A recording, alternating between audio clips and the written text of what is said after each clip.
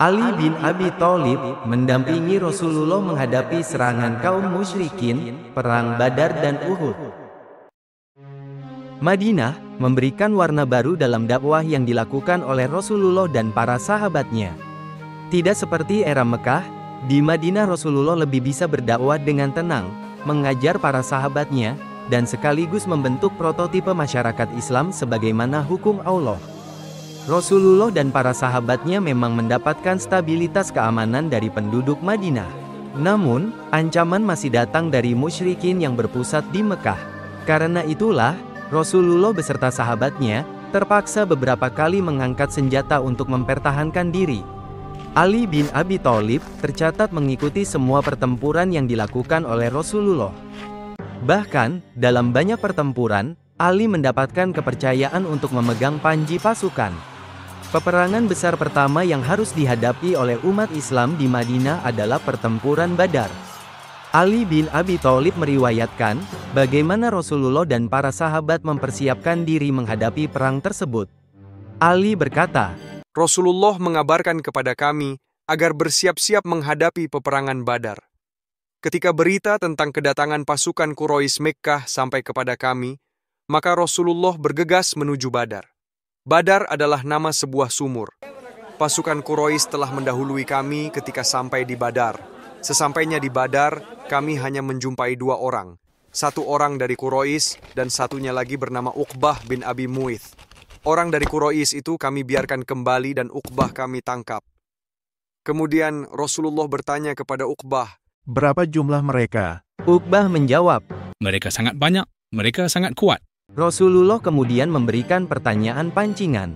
"Berapa ekor mereka menyembelih unta dalam sehari?" Uqbah termakan jebakan Rasulullah, dia berkata, 10 unta setiap hari.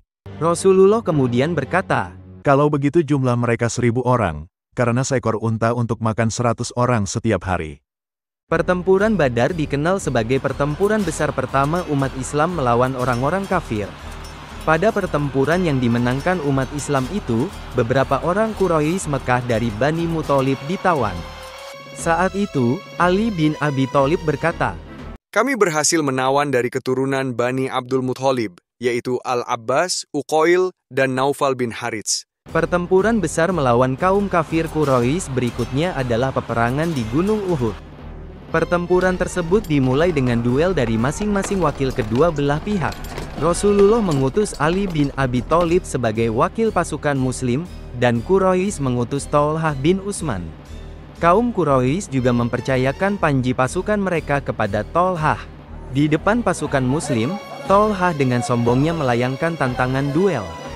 Ali bin Abi Thalib segera maju ke depan dan berkata, demi zat yang jiwaku ada dalam genggamnya, aku tidak akan meninggalkanmu dari tempat ini, sehingga Allah menyegerakanmu ke neraka melalui pedangku ini, atau Allah menyegerakanku ke surga melalui pedangmu. Duel segera berlangsung dan Ali berhasil memotong kaki Thalhah. Panji pasukan Quraisy juga berhasil direbut oleh Ali bin Abi Thalib. Namun, Ali tidak sampai hati membunuh Thalhah, dan kemudian meninggalkannya tergeletak di medan perang. Pada pertempuran Uhud yang berlangsung berat ini, Ali bin Abi Thalib memperlihatkan keberanian yang luar biasa. Ketika terdengar kabar Rasulullah meninggal disebarkan oleh musuh, Ali segera mencari kabar dengan masuk ke dalam kerumunan pasukan musuh. Dengan pedangnya, Ali menyerang setiap pasukan musuh di depannya. Ali dengan penuh keberanian melindungi Rasulullah. Pada pertempuran di Uhud itu, Ali mendapatkan setidaknya 16 luka di tubuhnya. Ketika pasukan Quraisy terlihat mundur dari medan pertempuran, Rasulullah berkata kepada Ali, "Keluar dan perhatikan jejak-jejak musuh, apa yang mereka lakukan dan hendak ke arah mana mereka. Jika mereka berkemas dengan kuda-kuda yang ada dan menggiring onta-onta mereka, berarti mereka akan kembali ke Mekah. Namun, jika mereka memberi minum unta-unta mereka dan menunggang kuda, maka mereka akan kembali ke Madinah untuk menyerang. Demi zat yang jiwaku ada dalam genggamannya, jika mereka menginginkannya kembali, niscaya akan kita jadikan mereka tawanan dan akan kita hadapi mereka semua." Ali bin Abi Thalib segera melaksanakan perintah Rasulullah.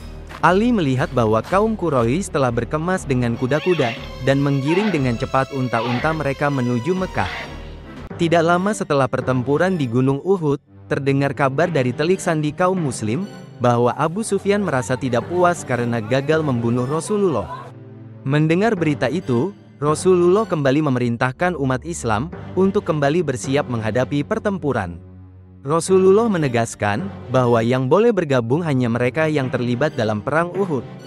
Bahkan, Rasulullah melarang seorang tokoh munafik, Abdullah bin Ubay, untuk turut bergabung dalam pasukannya. Hanya Jarir bin Abdullah bin Ammar yang diizinkan ikut, karena ayahnya gugur dalam perang Uhud. Sebelumnya, pada perang Badar maupun Uhud, Jarir dilarang ikut oleh Rasulullah karena menjaga dua saudara perempuannya. Saat itu, meskipun dalam kondisi kelelahan dan luka yang belum sembuh, umat Islam menyambut seruan Rasulullah. Pasukan Muslim dipimpin langsung oleh Rasulullah, dan beliau berada di barisan paling depan. Panji perang pasukan Muslim dipercayakan kepada Ali bin Abi Thalib, seperti pada perang Uhud. Pasukan Muslim yang langsung berada dalam komando Rasulullah berhasil mencapai Hamro al-Asad, yang jaraknya sekitar 20 km di luar kota Madinah. Sedangkan kaum kafir Quraisy masih dalam perjalanan menuju Mekah.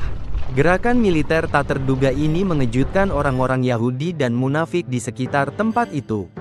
Hati mereka menjadi gentar, karena melihat kekuatan dan keberanian yang begitu besar serta tidak takut mati. Para musuh seketika menjadi takut, dan percaya, bahwa pasukan Muslim memiliki kekuatan spiritual dahsyat.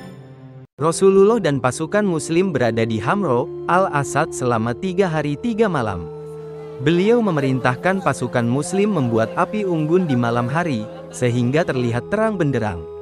Seolah-olah tampak dari kejauhan, jumlah pasukan Muslim sangat besar sehingga tidak tertandingi. Para musuh menjadi ketakutan dan memilih menyingkir dari tempat itu.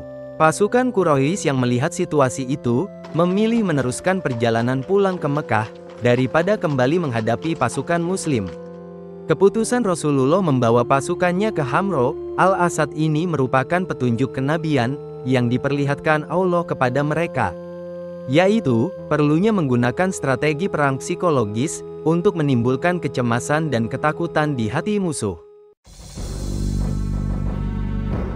Penulis naskah Abdullah Hasan, ilustrator Didik Sunardi, pengisi suara Hilmi, musik Agusti M, editor Sultan, produser Haidar Ahmad Furqoni, diproduksi oleh Kastari Sentra Media.